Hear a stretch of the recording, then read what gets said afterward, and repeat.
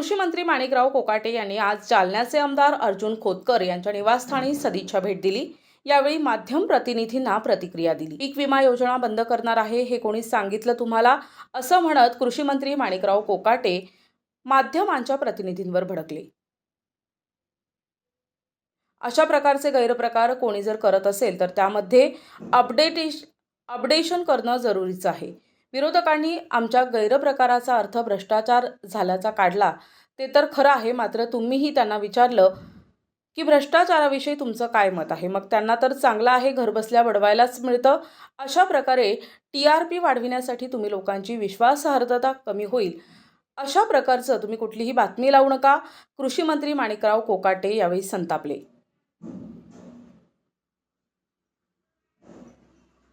संजय राऊत यांच्याबद्दल मी काहीही माहीत नाही। संजय राऊत हा काय माझ्या पक्षाचा आहे का, या संदर्भात मला काही सांगता येणार नाही। मुख्यमंत्री आणि दोन्ही उपमुख्यमंत्र्यांचा तो विषय आहे, माझा विषय नाही। त्यामुळे कोणत्या जिल्ह्याला कोण पालकमंत्री द्यायचा हा सर्वस्वी अधिकार मुख्यमंत्र्यांना आहे, त्यामुळे त्याच्यावर कुठल्याही मंत्र्यांनी भाष्य करू नये।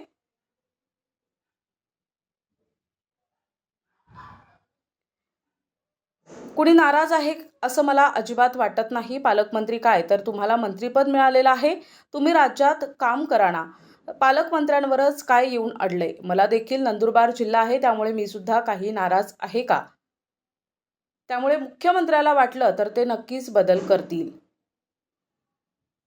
पीक विमा म्हणजे भ्रष्टाचार होणार नाही यासाठी आम्ही आता उपाययोजना करतोय। युनिक फार्मर आयडीला आधार कार्ड सोबत कनेक्ट करत आहेत, गैरप्रकार टाळण्यात येत आहेत, अशासाठी मी तुम्हाला बाईट दिली आहे। मात्र जे मी म्हटलो नाही तेच तुम्ही लावून धरत आहात, असं म्हणत कृषी मंत्री माणिकराव कोकाटे चांगलेच संतापलेले आपल्याला पाहायला मिळाले। तुम्ही माझं भाषण बघा आणि बाईट बघा, त्यामध्ये फक्त गैरप्रकार हा शब्द वापरलाय। गैरप्रकार याचा अर्थ भ्रष्टाचार नाही, असं स्पष्टीकरण कोकाटे यांनी यावेळी दिलंय। करतोय म्हणून पीक विम्यामध्ये सुद्धा ज्या अर्थे अशा प्रकारचे गैरप्रकार जर कुणी करत असेल तर त्याच्यामध्ये अपडेशन करण्याची आवश्यकता आहे। त्याच्यामध्ये एखादा कायदा आपण निर्माण केला, कायद्यामध्ये दोष असला तर त्याच्यामध्ये आपण मॉडिफिकेशन करतो ना। तर पीक विम्यामध्ये आम्हाला मॉडिफाय करायचं आहे, त्यासाठी आम्ही कमिटी बसली आहे की पीक विम्यामध्ये हा गैरप्रकार होणार नाही, यासाठी काय काय करता येईल, त्यासाठी मग प्रस्ताव मागवले, चर्चा होणार आहेत आणि त्यानंतर नवीन विमा पॉलिसी आम्ही या ठिकाणी लॉन्च करतोय। त्याच्यामध्ये अशा प्रकार होणार नाही याची काळजी घेऊ आम्ही। विरोधकांनी तुमच्या गैरप्रकाराचा भ्रष्टाचार अर्थ जास्त काढलेला दिसतो। ते तर 100% बरोबर, ते तर घेणारच ना। तुम्ही त्यांना विचारलं हे भ्रष्टाचाराविषयी तुमचं काय मत आहे, ते तर मग त्यांना तर चांगलं आहे। त्यांना काय, त्यांना घर बसल्या बडवायला मिळते, त्यांना काय, त्यांना कुठं एफर्ट घ्यायचे। आणि अशा प्रकारे तुम्ही TRP वाढून खोटा तुमच्यावरती लोकांची विश्वासार्हता कमी होईल चॅनलवरती, अशा प्रकारचं तुम्ही कुठलीही बातमी लावू नका, माझी विनंती आहे। दादा शरद पवार पण दारात चर्चा झाली अशी माध्यमात नाही, मला नाही सांगता येणार, मला सांगता येणार नाही। त्या संदर्भात त्या वरिष्ठ पातळीवरती त्यांची काय चर्चा होते, काय निर्णय होतात, त्या बाबतीत मी अनभिज्ञ आहे, मला त्याविषयी काही सांगू शकत नाही। साहेब, एक स्थानिकचा प्रश्न आहे, जालना जिल्ह्याला सप्टेंबर महिन्यात जी अतिवृष्टी झाली त्याचा निधी मिळून 1 महिना उलटून गेलाय। नाही, मी माहिती घेतली काल, मला अतिवृष्टीच्या संदर्भात अधिकाऱ्यांनी काही माहिती दिलेली नाही। मला आता अर्जुनराव खोतकरनी मला सांगितलंय की अशा प्रकारे अतिवृष्टीच्या काही लोकांची पेमेंट येणं बाकी आहे।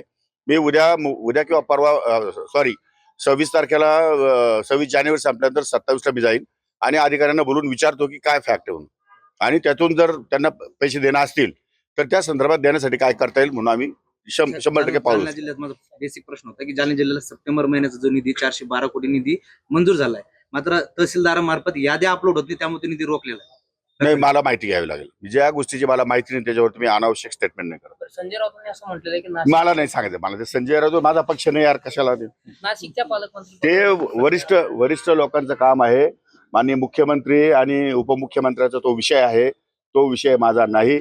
त्यामुळे पालकमंत्री नेमणं, पालकमंत्री कोणत्या पक्षाला कोणत्या जिल्ह्याला कोण माणूस देणं, हा संपूर्ण अधिकार माननीय मुख्यमंत्री आणि दोन्ही उपमुख्यमंत्र्यांचा आहे।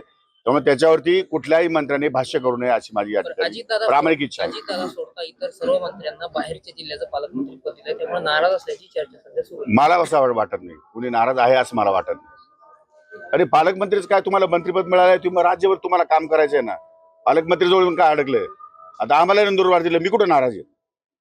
ठीक आहे, मुख्यमंत्र्याला वाटलं तर करतील बदल, नाही वाटलं तर नाही करणार, पण जे दिलंय त्याचं काम करावं लागेल ना। त्यामुळे जे काम समोर आलं त्याला आपण सामोरं गेलं पाहिजे। नसेल काम तर दुसरं कोणीतरी करेल, कोणतरी एक जण करतोच आहे ना काम, कोणीतरी पालकमंत्री नेमलाय ना, मग मग आपण एवढं असं होण्याचं काय कारण आहे? दादा भुसे नाराज असल्याची नाही नाही, कोणी नाराज नाही हो, कोणी नाराज नाही. सरळ तुम्ही मला सांगा, मी म्हटलं की 2-4% गैरप्रकार होतात. गैरप्रकार याचा अर्थ भ्रष्टाचार आहे का? मग तुमच्या मीडियाने चॅनलवरती फक्त भ्रष्टाचार भ्रष्टाचार भ्रष्टाचार चालू केलं. त्यानंतर विरोधी पक्षाचे लगेच ओपिनियन घ्यायला सुरुवात केली आणि अन्यसेल तुम्ही पक्षाची, सरकारची आणि कृषी मंत्र्याची बदनामी करतात. प्रश्न असा आहे की त्या संदर्भामध्ये 2-4% जो गैरप्रकार झालेला आहे त्यांची आम्ही पहिलं थांबवले, त्यांचे पैसे त्यांच्या नावावर गेलेले नाहीयेत. त्यामुळे त्याच्यातून आणखी अपडेशन करण्यासाठी हा गैरप्रकार कसा होणार नाही यासाठी आम्ही फार्मर युनिक आयडी कार्ड आणतोय, त्याला आधार कार्डशी कनेक्ट करतोय आणि त्या एवढंच नव्हे तर त्याला सॅटेलाइटशी कनेक्ट करायचा आमचा विचार आहे.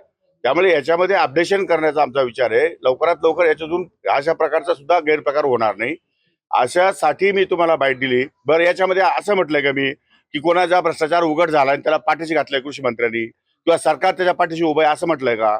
असं म्हटलंच नाही तर मग तुम्ही ते काय लावून धरलंय? भ्रष्टाचार काल 2 दिवसापासून चाललंय. मी म्हटलोच नाही भ्रष्टाचार, तर तुम्ही जे मी म्हटलो नाही तेच तुम्ही मीडियाला चालू करतात. माझं भाषण बघा, तुम्ही माझी बाईट बघा, मी फक्त गैरप्रकार हा शब्द वापरलेला आहे. गैरप्रकार याचा अर्थ भ्रष्टाचार नाही. गैरप्रकारामध्ये स्वतःच्या स्वार्थासाठी सीएससी केंद्राने काही 1 रुपयात विमा असतो, सीएससी केंद्रवाल्यांनी 40 रुपये अनुदान लाटण्यासाठी त्यांनी काही खोटे सातबारा उतारे, काही शासकीय जमिनी, काही मशिदीच्या जमिनी याच्यावरती त्यांनी चढवले आहेत आणि ते उघडकीस आल्यानंतर आम्ही ते थांबवलेले आहेत. त्यामुळे त्याच्यातून 200-250 कोटी रुपये सरकारचे वाचले आहेत आणि यापेक्षा अधिक जर काही असेल तुम्ही माझ्या निदर्शनास आणून द्या, आम्ही तात्काळ चौकशी करून त्यावर सुद्धा कारवाई करू. आम्हाला कोणत्याही भ्रष्टाचाराला पाठीशी घालायचं नाही, हा आमचा स्पष्ट मुद्दा आहे. पण तुम्ही चुकीच्या दृष्टीनं टीआरपी वाढवण्यासाठी चुकीच्या दृष्टीनं स्टेटमेंट देता माझं,